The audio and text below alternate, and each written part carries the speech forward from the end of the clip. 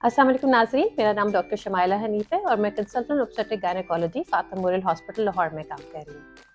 आज की जो वीडियो है वो फाइब्रॉइड इन प्रेगनेंसी के बारे में है।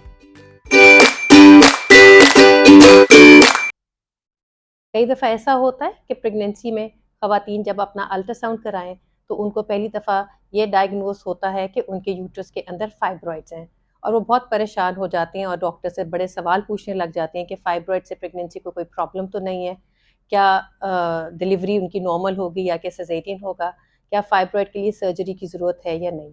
तो आज हम इन सारी चीज़ों के बारे में बात करेंगे। फाइब्रॉइड एक यूट्रस का ट्यूमर होता है या उसको उर्दू में हम रसौली कहते हैं। ये नॉन कैंसरस ट्यूमर है, यानी कि ये जड़ों वाली रसौली नहीं होती।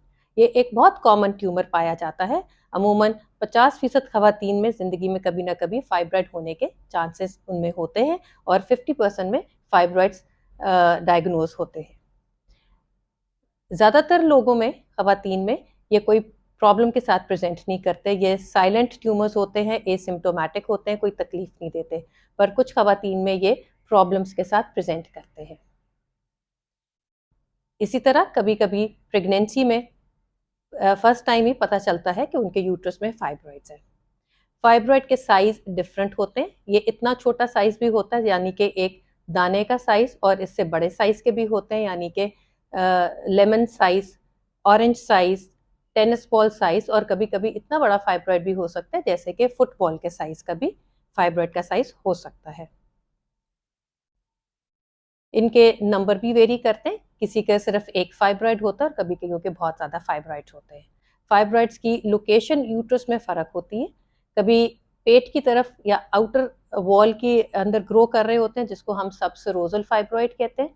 कभी यूट्रस की वॉल के अंदर ग्रो करते हैं, जिसको इंट्राम्यूरल कहते हैं। और कभी यूट्राइन कैविटी की तरफ ग्रो करते हैं, जिसको हम सबमिकोजल फाइब्रॉइड कहते हैं। अमूमन ये देखने में आया है कि प्रेगनेंसी में सबमिकोजल फाइब्रॉइड्स कम होते हैं, ज़्यादातर इंट्राम्यूरल या सबसेरोजल फाइब्रॉइड्स होते हैं। कभी कभी सबसेरोजल फाइब्रॉइड एक पेडिकल के साथ, यूट्रस के साथ अटैच्ड होता है, जिसको हम पेडंकुलेटेड फाइब्रॉइड भी कहते हैं। प्रेगनेंसी में फाइब्रॉइड होने से अमूमन पेशेंट्स बहुत परेशान हो जाते हैं, बहुत अपसेट हो जाते हैं। पर ये मैं यहाँ बताना चाहती हूँ कि मोस्ट केसेस में ये फाइब्रॉइड कोई भी प्रॉब्लम नहीं करता। प्रेगनेंसी बिल्कुल स्मूथली चलती है। कुछ केसेस में, जो कि अबाउट 10 to 20% केसेस हैं, उनमें फाइब्रॉइड्स कोई कॉम्प्लिकेशंस कर सकती है। ज़्यादातर ये कॉम्प्लिकेशंस उन पेशेंट्स में होंगे जिनके फाइब्रॉइड का नंबर बहुत ज़्यादा है और फाइब्रॉइड का साइज भी बड़ा है, उनमें ही प्रॉब्लम होने के चांसेस ज़्यादा हैं।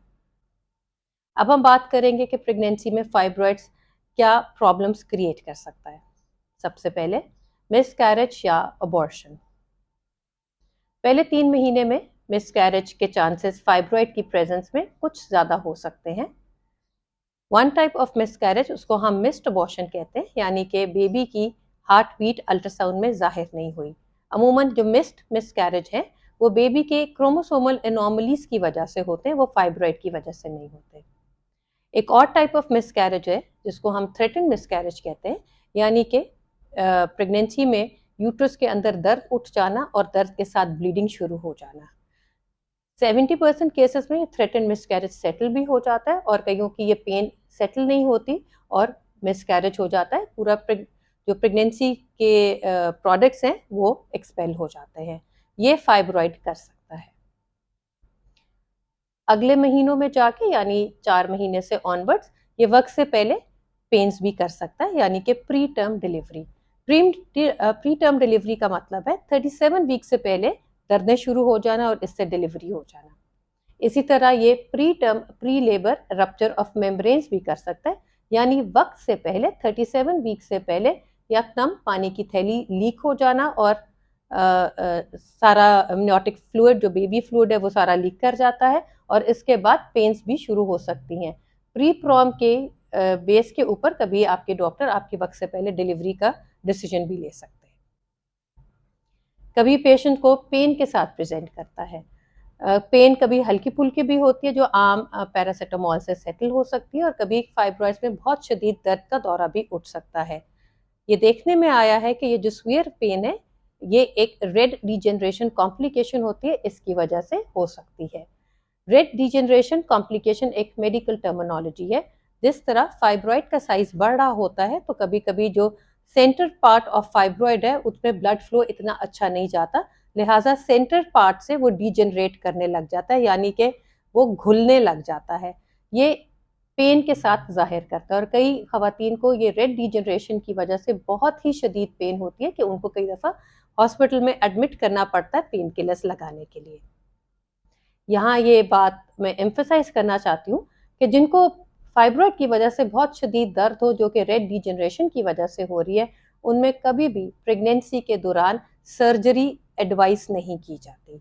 उनको पेन किलर ही दिए जाते हैं और इसी तरह प्रेगनेंसी का टाइम गुजारा जाता है। कभी कभी फाइब्रॉइड प्रेशर सिम्टम्स के साथ भी प्रेजेंट कर सकते हैं।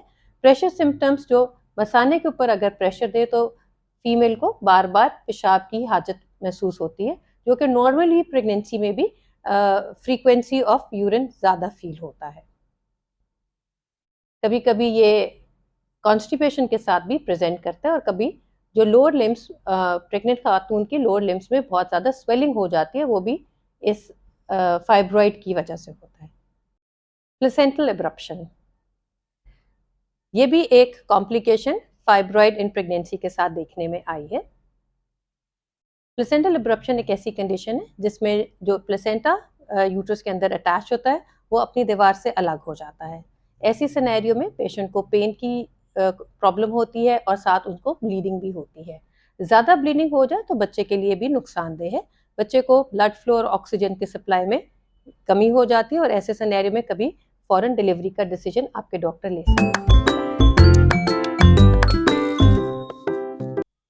मैल प्रेजेंटेशंस, फाइब्रॉइड की प्रेजेंस में बेबी की डिफरेंट पोजीशंस और प्रेजेंटेशंस हो सकती हैं। नॉर्मली हेड डाउन पोजीशन होती है, पर अगर फाइब्रॉइड हो तो बेबी आड़ा भी हो सकता है जिसको हम ट्रांसवर्स लाई कहते हैं, और बेबी उल्टा भी हो सकता है जिसको हम ब्रीच प्रेजेंटेशंस कहते हैं। इन मैल प्रेजेंटेशंस यानी कि ब्रीच और ट्रांसवर्स लाई के होते वक्त एंड पे आपके डॉक्टर आपके लिए सिजेरियन की तजवीज़ देंगे।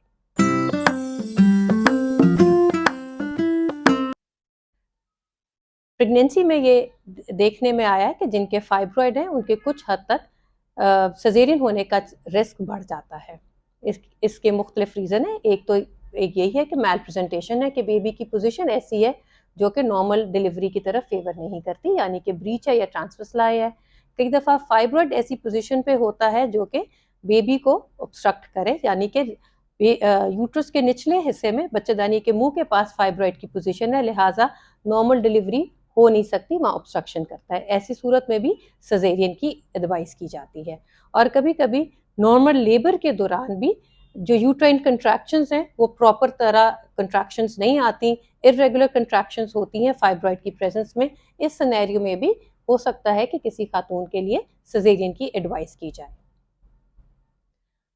सिजेरियन करते वक्त भी कभी कभी कई खवातीन में कॉम्प्लिकेशंस या प्रॉब्लम्स हो सकती हैं, जैसे कि अगर फाइब्रॉइड निचले साइड पे है, सर्विक्स के पास है, जिसको हम लोअर सेगमेंट फाइब्रॉइड कहते हैं, तो वहाँ लोअर सेगमेंट सिजेरियन सेक्शन नहीं किया जा सकता। अमूमन लोअर सेगमेंट सिजेरियन सेक्शन किया जाता है एक ट्रांसवर्स इंसिजन यूट्रस के निचले साइड पे, निचले पार्ट पे दिया जाता है जहाँ से बेबी को डिलीवर किया जाए। पर अगर यही पार्ट फाइब्रॉइड से ऑक्यूपाई हुआ है तो बेबी को डिलीवर करने के लिए यूट्रस के अपर साइड पे इंसिजन देना पड़ सकता है, जिसको हम क्लासिकल सिजेरियन सेक्शन कहते हैं। इस क्लासिकल सिजेरियन से बेबी तो डिलीवर हो जाता है, पर कई दफ़ा क्लासिकल सिजेरियन की वजह से फ्यूचर प्रेगनेंसीज में कभी कोई प्रॉब्लम आ सकती है, और one such problem is rupture of uterus. Classical caesarean का रप्चर होने का चांस आइंदा प्रेगनेंसी में कुछ ज़्यादा होता है। डिलीवरी के दौरान पोस्टमार्टम हेमरेज के भी चांसेस ज़्यादा होते हैं, यानी कि बहुत ज़्यादा ब्लीडिंग हो जाए। इसके भी डिफरेंट रीज़न है। एक कि यूट्रस बहुत अच्छी तरह सुकड़ता नहीं है जब बेबी डिलीवर हो जाए, प्लेसेंटा डिलीवर हो जाए फाइब्रॉइड की प्रेजेंस में, तो ब्लड की भी ज़रूरत पड़ सकती है और डिफरेंट यूट्रस को सुकड़ने या कॉन्ट्रैक्ट करने के इंजेक्शंस भी देने पड़ सकते हैं। कभी कभी प्लेसेंटा रिटेन हो जाता है, यानी कि प्लेसेंटा अगर फाइब्रॉइड की पोजीशन के ऊपर लगा हुआ है तो वो बहुत बुरी तरह फाइब्रॉइड के साथ चिपका होता है और फिर आपके गायनेकोलॉजिस्ट उसको मैनुअली रिमूव करते हैं। इसके दौरान भी पोस्टमार्टम हेमरेज होने के चांस ज़्यादा हो जाते हैं। डिलीवरी के बाद जो प्रॉब्लम क्रिएट करता है उसमें पेशेंट को पेन भी रह सकती है और कभी कभी फाइब्रॉइड में इन्फेक्शन भी हो सकती है। एक बहुत कॉमन सवाल जो सब खवातीन अपने गायनेकोलॉजिस्ट से पूछती हैं जिनके फाइब्रॉइड होते हैं कि क्या सिजेरियन करते वक्त उनका फाइब्रॉइड साथ निकाल दिया जाएगा।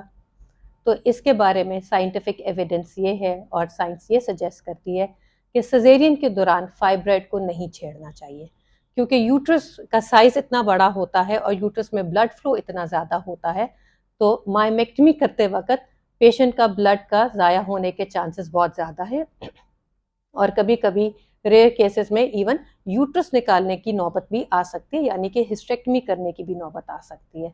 तो ये रिकमेंड किया जाता है, ये एडवाइस किया जाता है कि सिजेरियन के वक्त फाइब्रॉइड को बिल्कुल भी नहीं छेड़ना चाहिए, उसकी साथ सर्जरी नहीं एडवाइजेबल।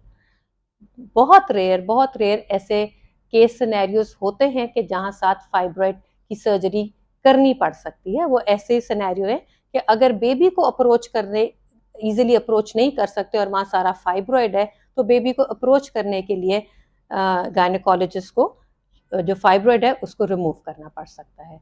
कभी कभी जैसे पहले कहा कि किसी के यूट्रस में सब सिरोजल फाइब्रॉइड पेडंकुलेटेड है, यानी कि वो एक पतली पेडिकल के साथ ही लटका पड़ा है, उसको आसानी से सिजेरियन के वक्त निकाला जा सकता है क्योंकि उसमें कोई मेजर सर्जरी या ब्लड ज़ाया होने के इतने चांसेस नहीं होते। ये एडवाइस किया जाता है कि जब आपकी डिलीवरी हो जाए या आपका सिजेरियन हो तो उसके 3 मंथ्स के बाद आप अपना अल्ट्रासाउंड कराएं ताकि उस वक्त आपके फाइब्रॉइड का साइज असेस हो सके और फिर आपके गायनेकोलॉजिस्ट आपको एडवाइस करेंगे कि क्या आपके लिए सर्जरी करना या फाइब्रॉइड निकलवाना आपके लिए ज़रूरी है या नहीं। उन खवातीन में जिनमें फाइब्रॉइड की प्रेजेंस में मिसकैरेजेस हुए हैं या वक्त से पहले डिलीवरीज हुई हैं और इतनी अर्ली डिलीवरीज हुई हैं जो कि चौथे, पाँचवें, छठे महीने में हुई हैं, उनको मायोमेक्टमी की एडवाइस की जाती है पर डिलीवरी के 3 मंथ्स के बाद। मैं उम्मीद करती हूँ कि अगर आपके जहन में जो सवाल थे फाइब्रॉइड इन प्रेगनेंसी के बारे में, उनके जवाब आपको मिल गए हैं। अगर आपने इसके अलावा भी कोई चीज़ पूछनी है तो आप कमेंट सेक्शन में कमेंट कर सकते हैं। इस वीडियो को लाइक करें, शेयर करें और सब्सक्राइब करें। अपना बहुत सारा ख्याल रखें। Have a safe pregnancy and delivery. शुक्रिया।